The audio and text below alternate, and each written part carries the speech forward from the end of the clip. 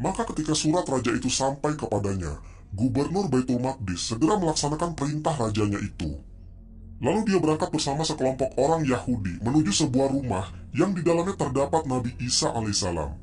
Tak lama kemudian, terbukalah salah satu bagian dari atap rumah itu dan Nabi Isa alaihissalam tertimpa rasa kantuk yang teramat sangat, hingga akhirnya beliau pun tertidur.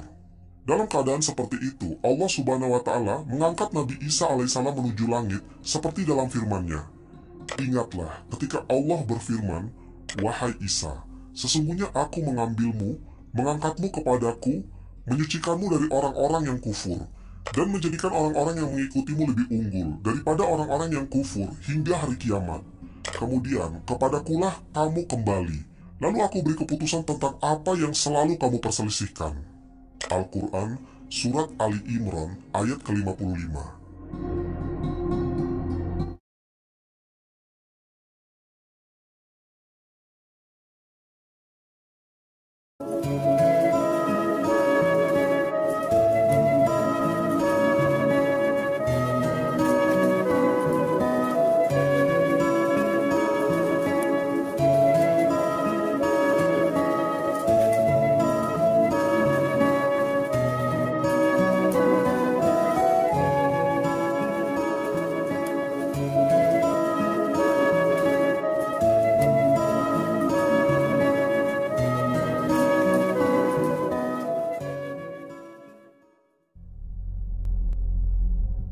Yudas Iskariot. Yudas adalah nama yang sama dengan sebutan Yehuda dalam bahasa Ibrani, yang artinya Allah dipuji atau pujian.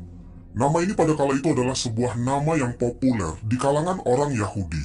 Sementara Iskariot berasal dari kata Sikari, yang merupakan sebuah nama dari suatu kader pembunuh terlatih di antara pemberontak Yahudi.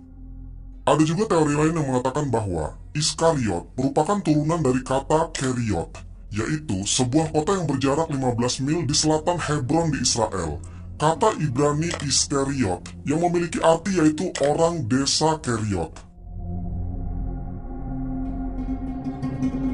Yudas adalah satu dari 12 murid Yesus atau Nabi Isa alaihissalam.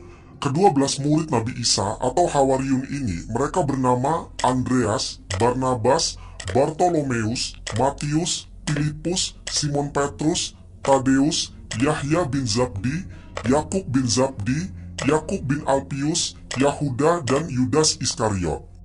Para Hawariyun ini termasuk Yudas Iskariot di dalamnya menjadi orang-orang yang membantu Nabi Isa alaihissalam setelah menerima wahyu.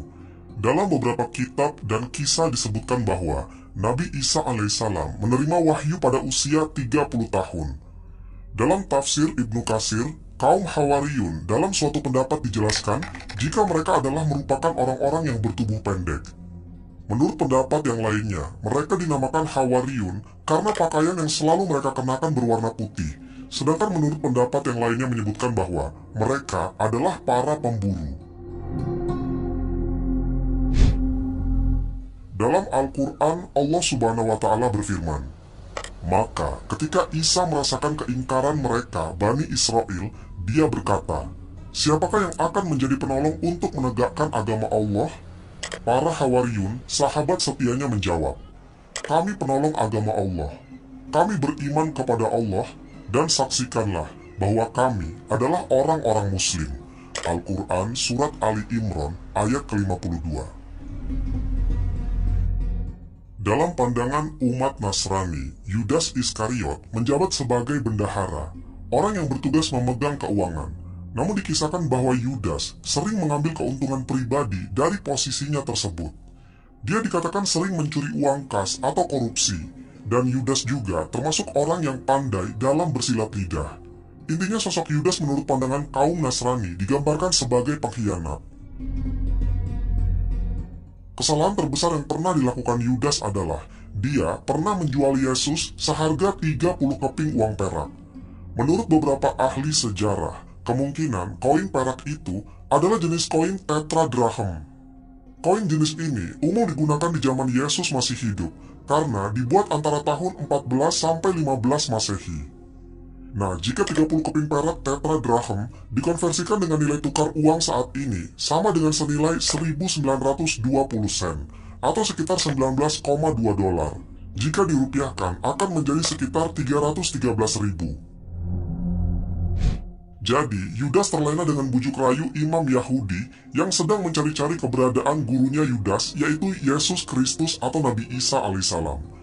Akhirnya, Yudas pun menerima uang 30 keping perak tersebut dan memberitahukan keberadaan Yesus kepada para imam. Orang yang menyerahkan dia telah memberitahukan tanda ini kepada mereka. Orang yang akan kucium, itulah dia.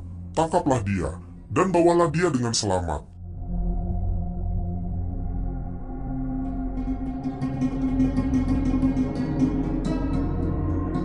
Maka setelah Yudas mencium Yesus, Yesus pun ditangkap. Yesus ditangkap di Taman Getsemani dan dibawa ke pengadilan. Taman Getsemani ini dipercaya berada di kaki bukit Zaitun di Yerusalem, Palestina, dan dipercaya sebagai tempat terakhir Yesus berdoa yang terakhir kalinya sebelum disalibkan. Kemudian setelah berhasil ditangkap, Yesus pun disiksa dan dihukum mati dengan cara disalib. Di dalam Injil disebutkan, ketika tahu kalau Yesus dihukum mati, Yudas merasa tidak senang dan sedih. Akhirnya Yudas mengembalikan 30 keping uang perak itu kepada para imam. Namun pada saat itu, para imam menolak. Yudas kemudian melemparkan kepingan perak itu ke bait suci, kemudian Yudas pergi. Para imam kemudian mengambil uang perak itu dan berkata, "Tidak diperbolehkan memasukkan uang ini ke dalam peti persembahan, sebab ini uang darah." Setelah Yudas pergi, beberapa waktu setelah itu, dia memutuskan untuk mengakhiri hidupnya dengan cara gantung diri. Namun menurut Lukas, 30 keping uang perak itu digunakan Yudas untuk membeli sebidang tanah, lalu Yudas terjatuh di tanah itu dan perutnya terbelah, sehingga semua isi perutnya tertumpah keluar. Hal itu pun disaksikan oleh penduduk Yerusalem, sehingga tanah itu mereka sebut dalam bahasa mereka sebagai Hakal Dama, yang artinya tanah darah. Jika kisah ini dijabarkan secara logis, saat itu Yudas membeli tanah, kemudian di tanah itu dia gantung diri. Setelah jasadnya mulai membusuk dan menjadi gembung, antara dahan pohonnya atau tali gantungannya putus, dan jasad Yudas yang telah membusuk itu jatuh ke bawah dan terpecah berhamburan.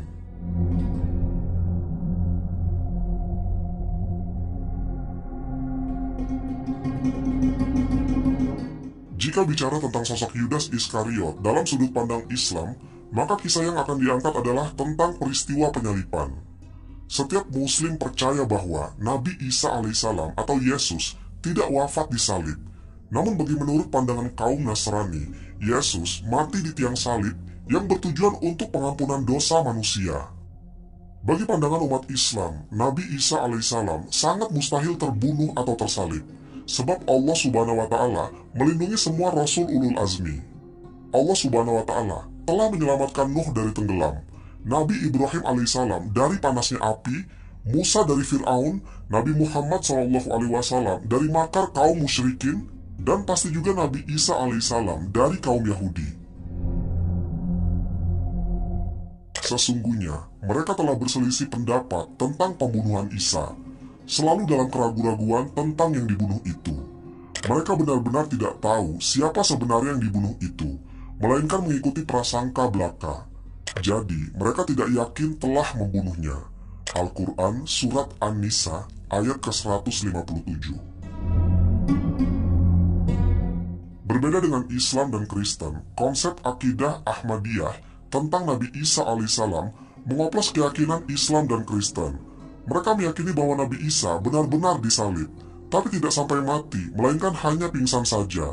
Kemudian setelah siuman, beliau melarikan diri ke kampung Ahmadiyah di Kashmir dan meninggal di sana.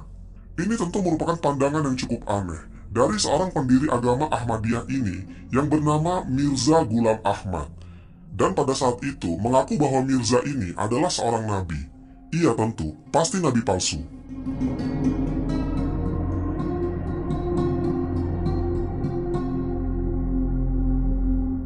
Dalam tafsirnya, menurut Imam Ibnu Katsir disebutkan bahwa orang-orang Yahudi telah melihat langsung berbagai macam mukjizat dari Nabi Isa alaihissalam, mulai dari menyembuhkan orang buta, menghidupkan orang mati atas izin Allah subhanahu wa ta'ala, dan lain-lain. Namun, orang-orang Yahudi tetap mendustakan Nabi Isa alaihissalam dan menyelisihinya, serta berupaya untuk selalu mengganggu dakwahnya. Sehingga hal ini menyebabkan Nabi Isa alaihissalam tidak bisa tinggal dalam satu negeri bersama orang-orang itu. Beliau banyak mengembara, dan ibunya, Maryam, pun ikut mengembara bersama beliau. Orang-orang Yahudi masih belum puas dengan keadaan ini. Akhirnya, mereka berusaha menemui Raja Damaskus pada masa itu. Raja Damaskus saat itu adalah seorang musyrik penyembah bintang. Para pemeluk agamanya dikenal dengan sebutan pemeluk agama Yunani. Ketika orang-orang Yahudi itu sampai kepada raja itu, mereka menyampaikan berita dusta kepada sang raja bahwa di Baitul Maqdis ada seorang laki-laki yang menebarkan fitnah di tengah-tengah manusia, menyesatkan mereka dan mengajak mereka agar memberontak kepada sang raja. Si raja pun murka mendengar laporan itu. Kemudian dia menulis surat kepada gubernur yang ada di Baitul Maqdis untuk memerintahkan agar menangkap lelaki yang dimaksud ini, lalu menyalibnya dan meletakkan duri-duri di kepalanya agar tidak mengganggu orang-orang lagi. Maka ketika surat raja itu sampai kepadanya, gubernur Baitul Maqdis segera melaksanakan perintah rajanya itu. Lalu dia berangkat bersama sekelompok orang Yahudi menuju sebuah rumah yang di dalamnya terdapat Nabi Isa alaihissalam. Ketika itu, Nabi Isa alaihissalam sedang bersama sejumlah murid-muridnya yang berjumlah 12 orang atau 13 orang, atau menurut riwayat lain dijelaskan saat itu murid-muridnya ada 17 orang. Peristiwa itu terjadi pada hari Jumat sesudah waktu asar, yaitu pada malam Sabtu. Pasukan yang akan menangkap Nabi Isa alaihissalam pun mulai mengepung rumah tersebut. Maka ketika Nabi Isa alaihissalam merasa bahwa mereka pasti dapat memasuki rumah itu, lalu Nabi Isa alaihissalam pun berkata kepada para sahabatnya, "Siapakah di antara kalian yang bersedia untuk diserupakan dengan aku? Kelak ia akan menjadi temanku di surga." Maka ada seorang pemuda yang bersedia untuk itu. Namun ketika Nabi Isa alaihissalam melihat pemuda itu, Nabi Isa alaihissalam tidak mau, karena pemuda itu masih terlalu muda untuk melakukannya. Sehingga beliau mengulangi permintaannya sebanyak 2 atau 3 kali. Tetapi setiap kali beliau mengulangi pertanyaannya itu, tidak ada seorang pun yang bersedia kecuali hanya pemuda itu. Akhirnya setelah Nabi Isa alaihissalam mengatakan, "Baiklah kalau begitu, maka kamulah orangnya." Saat itu Allah subhanahu wa ta'ala menjadikan pemuda itu mirip dengan Nabi Isa alaihissalam, sehingga seolah-olah pemuda itu betul-betul memang Nabi Isa alaihissalam itu sendiri. Tak lama kemudian, terbukalah salah satu bagian dari atap rumah itu, dan Nabi Isa alaihissalam tertimpa rasa kantuk yang teramat sangat, hingga akhirnya beliau pun tertidur. Dalam keadaan seperti itu, Allah subhanahu wa ta'ala mengangkat Nabi Isa alaihissalam menuju langit, seperti dalam firman-Nya.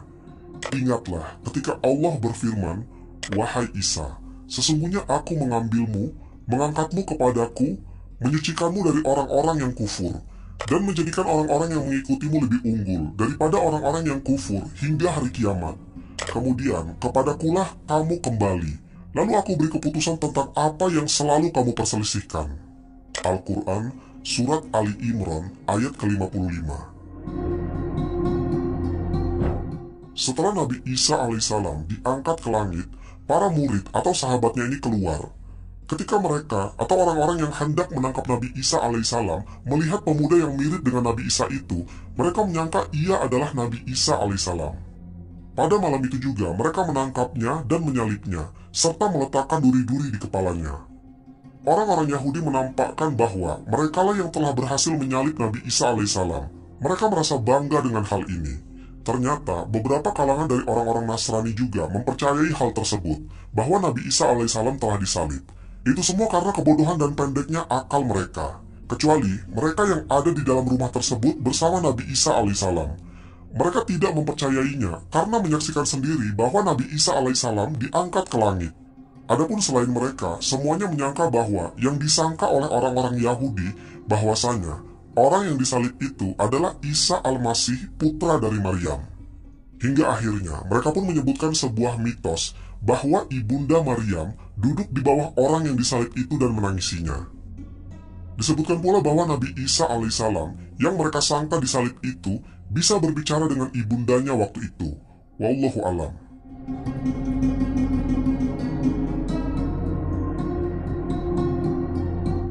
Dalam kitab Injil versi Barnabas disebutkan bahwa Nabi Isa alaihissalam atau Yesus tidak pernah disalib. Yang disalib adalah salah satu sahabatnya, yaitu Yudas Iskariot. Atau dalam sudut pandang Muslim, dia disebut sebagai orang yang diserupakan dengan Nabi Isa. Injil Barnabas ini secara penuh pernah kita bahas di video beberapa waktu lalu, yang pada intinya, Injil Barnabas ini mengajarkan tentang Tauhid, Tuhan yang satu, yang secara view lebih mendekati Islam dibandingkan Kristen. Namun sayangnya, Injil ini tidak direstui dan tidak diresmikan oleh Vatikan, sebagaimana 4 Injil kanonik yaitu Injil Matius, Markus, Lukas, dan Yohanes. Sejalan dengan sejarah yang dicatat oleh Islam, Injil Barnabas itu menyatakan bahwa Yesus langsung diangkat ke langit, artinya diangkat bersama tubuh fisiknya juga. Sementara Yudas dengan iradah Allah Subhanahu wa Ta'ala disamarkan hingga menyerupai Isa atau Yesus, dan disalibkan dalam prosesi sebagaimana yang diyakini selama ini. Pendapat lain juga mengatakan bahwa bukan Yudas yang disalib, namun murid Nabi Isa alaihissalam yang lain. Meskipun begitu, pada intinya, Yesus atau Nabi Isa dalam sudut pandang Islam tidak pernah disalib. Selain tafsir dari Ibnu Katsir, ada pula riwayat-riwayat lain yang mengatakan bahwa sebenarnya Yudas Iskariot adalah Dajjal yang menyamar. Dajjal menyamar dan berganti nama menjadi Yudas Iskariot, kemudian menyusup dan berpura-pura menjadi salah satu murid dari Nabi Isa alaihissalam. Hingga pada akhirnya, ketika terjadi peristiwa penyalipan Yesus atau Nabi Isa alaihissalam, Allah Subhanahu wa Ta'ala serupakan wajah Yudas menjadi wajah Yesus, hingga Yudaslah yang akhirnya disalib oleh Raja Herodes. Raja Herodes dan orang-orang Yahudi saat itu mengira kalau Yudas Iskariot adalah Isa bin Maryam. Maka saat itu mata kanan Dajjal atau Yudas Iskariot ditusuk oleh pedang Raja Herodes, dan Dajjal kehilangan atau rusak mata kanannya.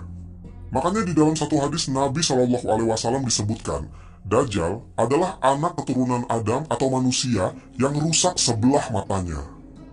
Bagaimana menurut kalian? Wallahu a'lam bishawab. Semoga kisah ini bermanfaat. Lebih dan kurangnya mohon dimaafkan. Yang benar datangnya dari Allah Subhanahu wa Ta'ala. Khilaf atau keliru itu datangnya dari saya pribadi sebagai manusia biasa.